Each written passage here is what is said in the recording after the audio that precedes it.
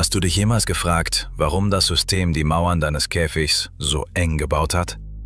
Nicht, weil du schwach bist, sondern weil sie Angst vor der Größe haben, die du einnimmst, wenn du aufstehst. Sie nennen dich wichtig, sie sagen, du kannst die Welt verändern, und dein Verstand lacht darüber, während er die Gitterstäbe zählt. Aber merk dir eins: Ein Gefängnis wird nur für den gebaut, der eine Gefahr für die Struktur darstellt.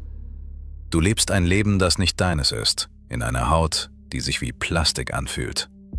Das ist kein Versagen, das ist die Inkubationszeit. Deine Dualseele ist kein Zufall, sie ist der Codeknacker.